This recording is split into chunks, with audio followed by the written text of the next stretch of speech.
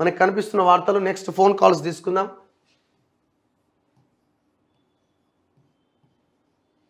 Nine 652777636. So call చేయండి, మాట్లాడదాం.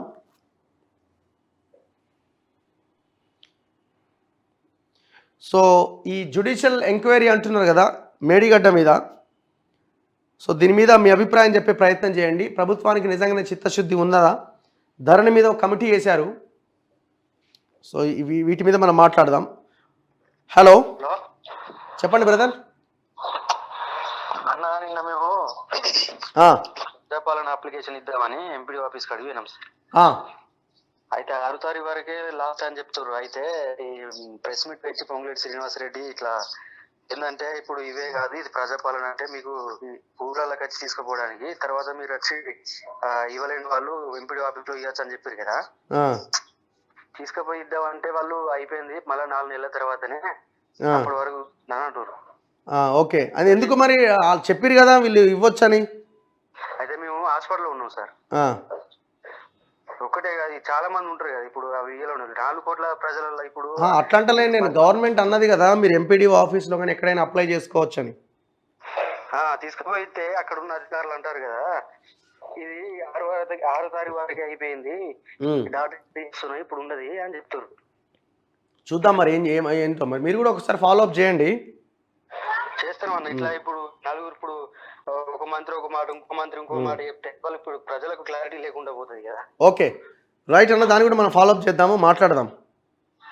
Right.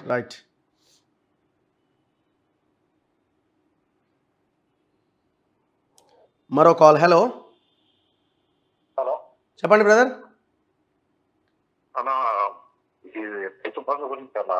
Rythu Bandhu ఎన్ని ఎకరాలు ఉందన్న మీకు? మీకు రాలేదు ఇంకా? ఇప్పుడు నిన్న ఏదో రిలీజ్ చేసిరని ఏదో అన్నారు, ఎవరికైనా పడ్డదా అన్న?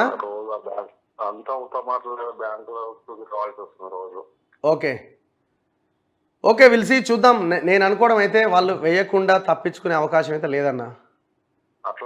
అది ఎప్పుడు వేస్తారనేది మనం చూడాలి. సో మనం క్వశ్చన్ చేయడం మాత్రం ఎట్టి పరిస్థితుల్లో ఆపొద్దు, ఒత్తిడి తీసుకొచ్చే ప్రయత్నం చేయాలి. అవును,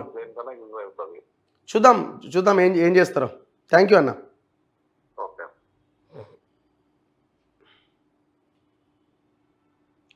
మరో కాల్. హలో అన్న, చెప్పండి. చెప్పండి బ్రదర్. అన్న ఇది మరికి నయం ముచ్చట, నయం కేసు అది మొత్తం మర్చిపోయినట్టున్నారు కదా మరి. అంతే ఉంటాయి కదా మరి. గవర్నమెంట్ ఎట్లుంటాయి చూస్తూనే ఉన్నాం కదా. నయం ఉండదు, నయం డైరీ ఉండదు, ఎవరు ఉండదు. ఇప్పుడు కాంగ్రెస్ వాళ్ళకి, ఇప్పుడు మనకి ఇప్పుడు కాంగ్రెస్ వాళ్ళ లింక్ ఉన్నది. ఇప్పుడు కాళేశ్వరం వీళ్ళు ఆపినట్టు వాళ్ళు అదేంటి నయం కేసు ఆపినట్టు వీళ్ళు ఇది ఆపుతారన్న. చూడాలి. అదే ఇంతకుముందు అంతా నేను మాట్లాడుతున్నది కూడా అదే కదా. మేడిగడ్డ మీద ఎంక్వైరీ కాదు, మొత్తం కాళేశ్వరం మీద చేయాలి ఎంక్వైరీ. అదన్న ఇప్పుడు వీళ్ళ లింకులు అటు ఆపుతానన్నా ఇటు ఆపుతా, మరి ఎట్లా? టైం కేసు కూడా బయటికి రావాలి అన్న. దాన్ని మొత్తం మూలగా పడేసి అందరూ కాంగ్రెస్ వాళ్ళు ఉన్నారు, పోలీసు వాళ్ళు ఉన్నారు. చూద్దాం ఏం జరుగుద్దో. రైట్ అన్న, థ్యాంక్ యూ. ఒకసారి నయం ఇట్లా ఒకసారి బయటికి తీయరాదు అన్న ఒకసారి.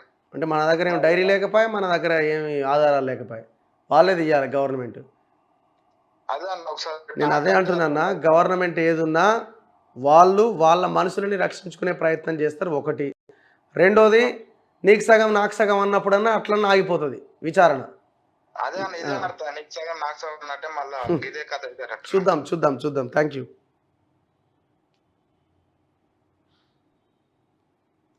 హలో, గుడ్ మార్నింగ్ అన్న, చెప్పండి. ఎక్కడి నుంచి సార్? నేను హైదరాబాద్ నుంచి. చెప్పండి. దక్షిణామూర్తి. చెప్పండి సార్, మీరు ఎలక్షన్ ముందు ఆ వ్యాన్స్ లో వెళ్ళి మీరు అన్ని క్యాంపెయిన్ చేశారు కదా, అందరిని పిలిచి అక్కడ లోకల్ కంటెంట్ ని అవి చేశారు కదా. ఓన్లీ అది నేను ఎమ్మెల్యే ఎవరైతే పోటీ చేస్తున్నారో వాళ్ళ ఇంటర్వ్యూస్ కోసం.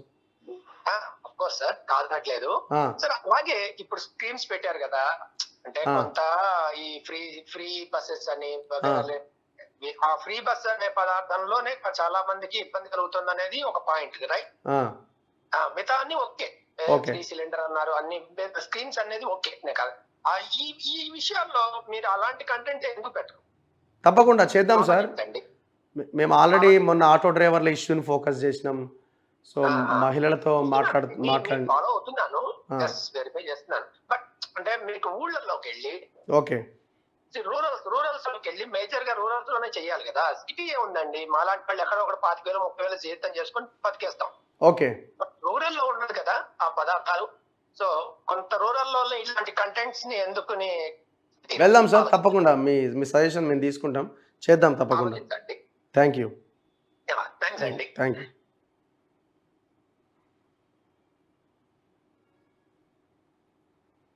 మరో కాల్. హలో హలో అన్న, టీవీ ఆపండి అన్న. నమస్కారం అన్న. నమస్తే అన్న, చెప్పండి. టీవీ ఆపాలన్నా. ఆపినా అన్న. చెప్పన్నా. నాకు ఈ విద్య మీద కొన్ని డౌట్లు మీరు అరేంజ్ చేయాలి సార్. చెప్పండి, ఏం డౌట్స్? ఇప్పుడు ప్రభుత్వ జూనియర్ కళాశాలలు ఉన్నాయి చూడండి, అది అందులో ఎక్కువ మంది ఉత్తీర్ణ శాతం పెరగాలి.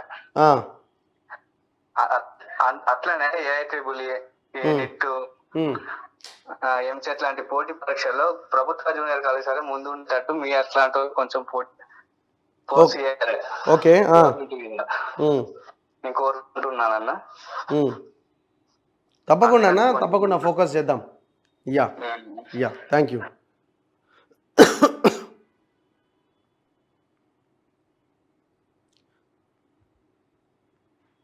మరో కాల్. హలో హలో అన్న, చెప్పండి. పరిగేనా? పరిగి చెప్పండి బ్రదర్. కాంగ్రెస్ లో ఈ పథకం చేసిన కదా బస్ ఫ్రీ అనేది, ఓకే, దానివల్ల స్టూడెంట్స్ కు చాలా ఇబ్బంది అవుతుంది. మొన్ననే పరిగి బస్ స్టాండ్ లో జనాలు ఎక్కువ సాయంత్రం లేబర్ అప్పుడే ఉంటారు, స్టూడెంట్స్ అప్పుడే ఇంటికి పోయేటోళ్ళు ఉంటారు. స్టూడెంట్స్ ఎక్కడిస్తలేరు, మొత్తం లేబర్ ఆటోలు గీటోలు బంద్ చేసిండ్రు, బస్సులకి ఎగబడ్డారు. స్టూడెంట్స్ వచ్చి చౌరస్తాలో ఉన్న ట్రాఫిక్ కు కంప్లైంట్ చేశారు నా ముందర. నేను అక్కడ ఛాయదాపతి పక్కల అక్కడ ఓకే, ఆయన ట్రాఫిక్ కంట్రోల్ ఇచ్చిపెట్టి ఆడ పోయి స్టూడెంట్స్ ఎక్కి కర్మ వచ్చిందన్న. ఏంది ఈ పథకాలు చూడాలంటే వీళ్ళు ఈ స్కీమ్ ని ఇంప్లిమెంట్ చేయాలంటే ఒకటే ఏంటి, బస్సుల సంఖ్యని పెంచాల. బస్సుల సంఖ్యని పెంచితే ఈ సమస్యకు పరిష్కారం దొరుకుతుంది. అంతవరకు ఇట్లే ఇబ్బంది పడాల్సిన సిచ్యువేషన్ వస్తుంది. సో ఉన్న సమస్యలను కూడా పరిష్కరించాలి. మీరు చెప్పిన సమస్య ఒకటి, ఆటో డ్రైవర్ల ఇష్యూ ఒకటి, వీటిని సార్ట్అవుట్ చేస్తేనే ఈ స్కీమ్.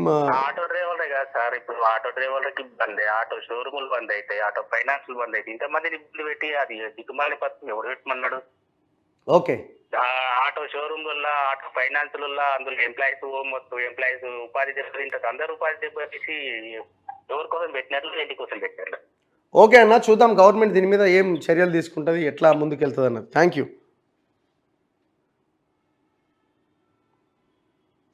మరో కాల్. హలో హలో రఘు గారు, నా పేరు విష్ణు అండి, హైదరాబాద్ నుంచి. చెప్పండి విష్ణు గారు. ఇది మన భిక్షం గారితో మీరు ఒకసారి మాట్లాడారు కదా ఈ కాళేశ్వరం గురించి. అవును, ఆయన అప్పుడు క్లియర్లీ ఈ కోకోకోలా సోడా ఫ్యాక్టరీస్ కోసం కాళేశ్వరం కడుతున్నారని చెప్పారు. ఇప్పుడు కోకోకోలా ఫ్యాక్టరీ వచ్చి మన గవర్నమెంట్ తో అగ్రిమెంట్ చేసుకుంది. మీరు ఒకసారి ఆ లింక్ చూస్తే మీకు చాలా పెద్ద విషయం తెలుస్తుందండి. ఈ కాళేశ్వరం కట్టిందే drinking water for soda companies అనేది అర్థం అవుతుంది. మీరు ఒకసారి ఆయనతో ఇంకో ఇంటర్వ్యూ చేస్తే బాగుంటుందండి ఈ విషయం మీద. ఖచ్చితంగా ఫోకస్ చేద్దాం, దాంట్లో ఏముందన్నది. థ్యాంక్ యూ అన్న. Thank you. Thank you. మరో కాల్. హలో హలో యా చెప్పండి అన్న. హలో చెప్పండి అన్న, వినపడుతుంది. అలా నేను ఇప్పుడు కరెక్ట్ మీరు మేడిగడ్డకి అన్నారు 200% అరెస్ట్ చేయాలన్నా వీళ్ళు ఒకటే బేసిక్గా. ఎందుకంటే ఇంతవరకు ఏవైతే గవర్నమెంట్స్ వచ్చినాయో చేసిన స్కాములు కానీ ఇవి ఎలక్షన్స్ ముందు స్కాములు చేస్తామంటారు, బట్ దాని తర్వాత అది అటపోతుంది. అది స్టార్టింగ్ ఇన్వెస్టిగేషన్ ఆ ప్రాసెస్ ఉంటుంది, దాని తర్వాత అది అందరు మర్చిపోతారు జనాలు. దాని తర్వాత ఒకప్పుడు అంటే తీర్మానం ఏమన్నదంటే కిషన్ రెడ్డిని కానీ ఓవైసీని కానీ ఒక రూమ్ వేసి పెడితే ఏం చేస్తారు, వీళ్ళు తాగా అవుతారు, మనం పిక్చర్ వేస్తాం. ఇప్పుడు ఎగ్జాంపుల్ ఇప్పుడు మల్లారెడ్డి ఉన్నారు అండ్ మల్లన్న ఇద్దరిని రూమ్ లో కూర్చోబెట్టి ఏం చేస్తారు, వాళ్ళు తయారవుతారు. సో దాన్ని అది ఇప్పుడు వాళ్ళిద్దరు పొలిటీషియన్, ఇప్పుడు మల్లన్న ఒక పొలిటీషియన్ లానే చూడాల్సి వస్తుంది. ఒకప్పుడు క్వశ్చన్ చేస్తుంది ఆయన ఆ క్వశ్చన్ ఇప్పుడు అయిపోయింది, ఆ క్వశ్చన్ అయిపోయింది. ఇప్పుడు మొత్తం కాంగ్రెస్ కి మొత్తం ఏ చిత్రాలు కాంగ్రెస్ ఉంటుంది, ఇట్లా జరిగింది అట్లా. అదే నా క్వశ్చన్ ఉన్నప్పుడు నీకు ఉండే. నేను ఒకప్పుడు సంథింగ్ ఒక 3 years ఫాలో అయ్యి నాకు నిర్మల్. ఓకే, దాని తర్వాత ఎప్పుడైతే ఈ సిచ్యువేషన్స్ వచ్చిందో అది నెగిటివిటీ బాగా వచ్చేసింది. దాని తర్వాత ఇప్పుడు ఆల్మోస్ట్ ఒక 6 months 8 months నుంచి మిమ్మల్ని ఫాలో అవుతున్నా. అది కంటిన్యూషన్ బాగుంది. అట్లాగే ఫోన్ కాల్స్ కన్నా ఒక చిన్న సజెషన్, అంటే ఏదైనా టాపిక్ తీసుకొని ఆ టాపిక్ మీద నేను అదే చెప్పి స్టార్టింగ్లోనే కాళేశ్వరం దాని మీద విచారణ అన్న దాని మీదనే నేను క్వశ్చన్ రేజ్ చేసిన. బట్ జనాలకి అన్ని రకాల సమస్యలు, దీంతో వాళ్ళు చెప్పాలనుకున్నది వాళ్ళు చెప్తా ఉన్నారు. యా, థ్యాంక్ యూ అన్న. అంటే బీఆర్ఎస్ మీద ఉన్న నెగిటివిటీతో కాంగ్రెస్ గెలుస్తుందన్న. యా, బీఆర్ఎస్ డైరెక్ట్ గా కాంగ్రెస్ కి ఓటు గెలిపించలేదు. అదేంటంటే బీఆర్ఎస్ లేదంటే బీజేపీ పక్కా వచ్చేది. బీజేపీ నెగిటివిటీని క్రియేట్ చేసిన మార్కెట్ లో దాన్ని బట్టి బీఆర్ఎస్ బీజేపీ ఒకటి అన్నదాన్ని. రైట్ అన్న, రైట్. లేదు, కాంగ్రెస్ కి నెగిటివిటీ ఓటు పడి కాంగ్రెస్ గెలుస్తుంది. అది ఒకటి గుర్తు పెట్టుకొని కాంగ్రెస్ పంచుకుంటే లీడర్షిప్ పెట్టుకోగలరు కొన్ని రోజులు. Okay, thank you.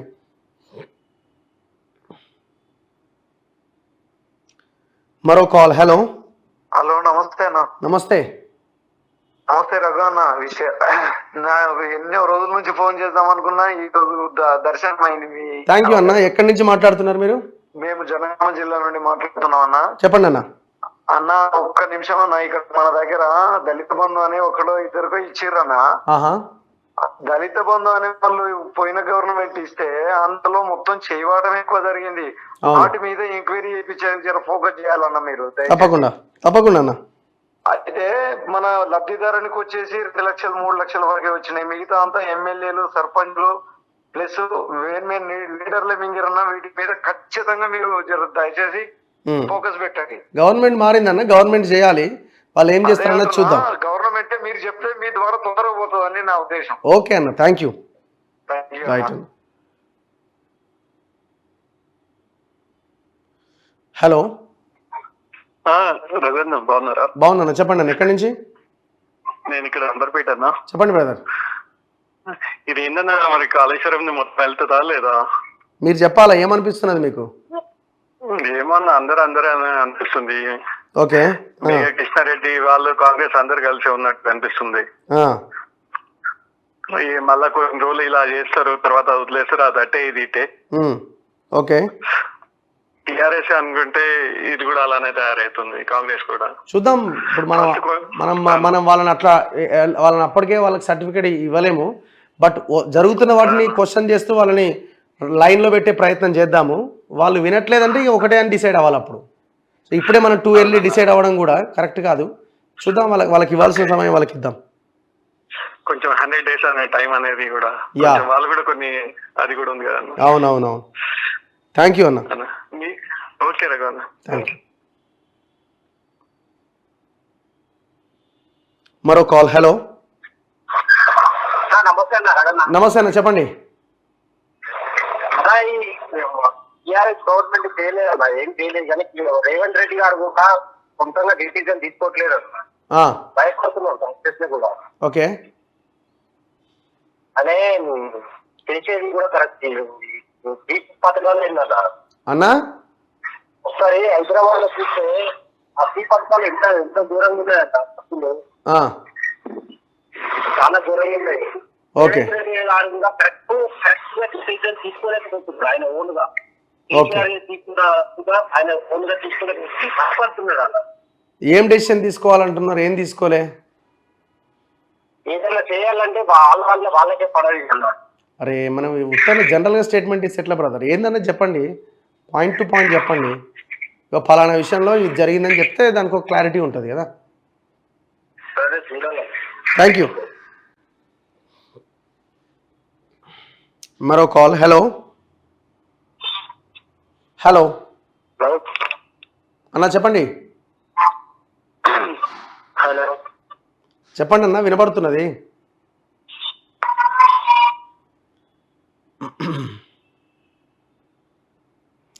మరో కాల్. హలో. హలో, నా పేరు శివకుమార్ అన్న. శివకుమార్, ఎక్కడి నుంచి శివకుమార్?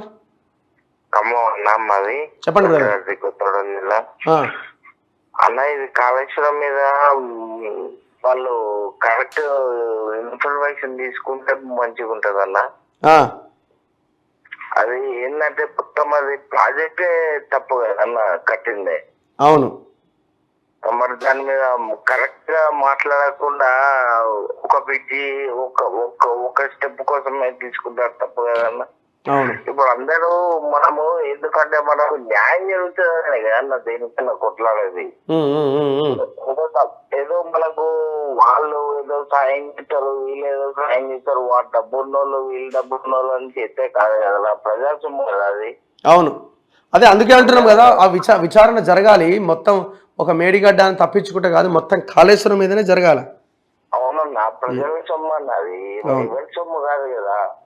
థ్యాంక్ యూ అన్న, థ్యాంక్ యూ. చూద్దాం ఆ దిశగా వాళ్ళు ప్రయత్నం చేస్తారని అనుకుందాం. సో ఇప్పటివరకు అయితే మనకున్న ఈ జ్యుడిషియల్ ఎంక్వైరీ మీద అనుమానాలు ఉన్నాయి, వాటిని 100% క్వశ్చన్ చేస్తున్నాం. హలో హలో, చెప్పండి అన్న. అవునండి. నేను సందీప్ అండి, వర్జీనియా యుఎస్ నుంచి మాట్లాడుతున్నా. ఓకే. ఏం లేదండి, మీరు బాగానే చేస్తున్నారు, ఫాలోయింగ్ మెనీ డేస్.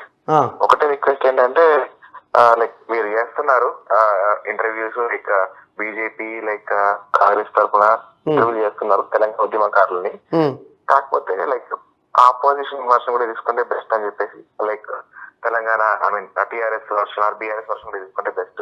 తీసుకుందాం, వాళ్ళు వస్తా అంటే తీసుకుందాం. వాళ్ళు మన దగ్గరికి రారు, చూద్దాం. ఇప్పుడు ట్రై చేద్దాం, అపోజిషన్లో ఉన్నారు కదా, వస్తారేమో, ఆ ప్రయత్నం చేద్దాం. Thank you. సెకండ్ సజెషన్ వచ్చేసి, లైక్ మీరు మెయిన్ గా సిటీలో కవర్ చేస్తున్నారండి, క్వశ్చన్స్ ఏమైనా ఉన్నాయా, ప్రాబ్లమ్స్ ఏమైనా ఉన్నాయా అని. ఓకే. మేబీ విలేజ్ దగ్గర వెళ్తే కొంచెం బాగుంటది ఏమో అని చెప్పి జస్ట్ నా ఒపీనియన్. తప్పకుండా మేము విలేజ్లో కూడా తిరిగినాం, అంటే తిరగని విలేజ్ లేదు. మేము ఆల్ లాస్ట్ 5 yearsలో అన్ని జిల్లాలు తిరిగినాం, తిరగలేదని ఎక్కడ ఏం లేదు. సో ఇప్పుడు ఇంకా నేను స్టార్ట్ చేయలేదు యాక్చువల్గా, చూద్దాం. ఇప్పుడున్న గవర్నమెంట్ కొత్తగా వచ్చారు, ఇప్పుడే మనం ఇది చేయడం కూడా కరెక్ట్ కాదన్నది. ఖచ్చితంగా మనం ఫోకస్ చేస్తాం, చాలా ఉన్న ఇష్యూస్ వీళ్ళు అడ్రస్ చేయాల్సినవి. థ్యాంక్ యూ అన్న, thank you very much. So ఇది ఇవాళ మనకు కనిపిస్తున్న వార్తలు. మనం ఇవాళ ప్రధానంగా మాట్లాడుతున్నది కాళేశ్వరం విచారణ మీద. నేను ఎక్కువగా అడుగుతలేను. నేను లాస్ట్ టైం పెంటారెడ్డి గారి ఇంటర్వ్యూ కూడా చేసిన, మీకు గుర్తే ఉంటుంది. కేసీఆర్ దగ్గర సలహాదారుడిగా పనిచేసిన పెంటారెడ్డి గారు, ఆయన టోటల్ ఎలక్ట్రికల్ వర్క్స్ అంతా ఆయన చూశారు. పెంటారెడ్డి మన తొలి వెలుగు అని కొట్టండి, వస్తుందా?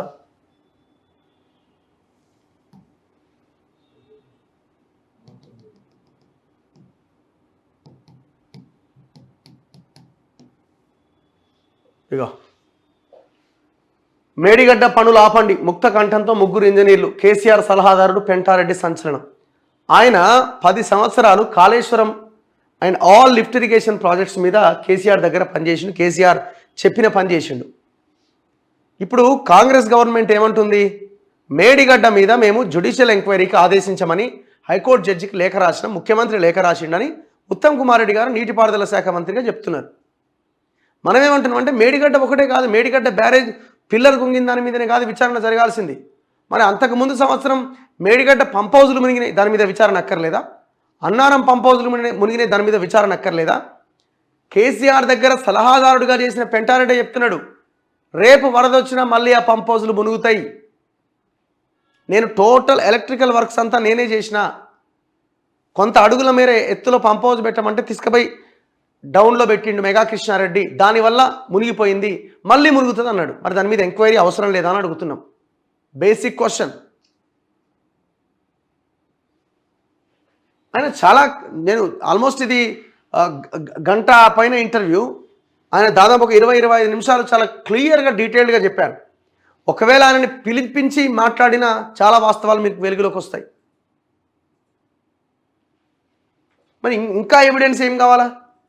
మళ్ళా ఓన్లీ మేడిగడ్డ మీద, మేడిగడ్డ ఎందుకు ఓన్లీ మేడిగడ్డ? మాకున్న అనుమానం ఏంటంటే, ఓన్లీ మేడిగడ్డ ఎందుకు అంటున్నారు?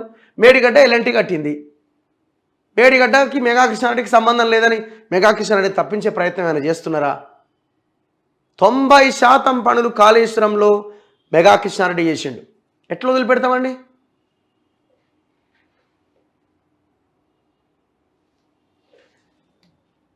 చాలా మంది నేను ఈవెన్ కేసీఆర్ గారిని అప్రిషియేట్ చేస్తాను. కాబట్టి కేసీఆర్ చుట్టూ పాతకాలం ఇందిరాగాంధీ చుట్టూ కోటి టైంకి ఇందిరాగాంధీ ఎక్కడ డౌన్ అయిందో కేసీఆర్ గారి చుట్టూ ఒక కోటి ఫామ్ అయింది.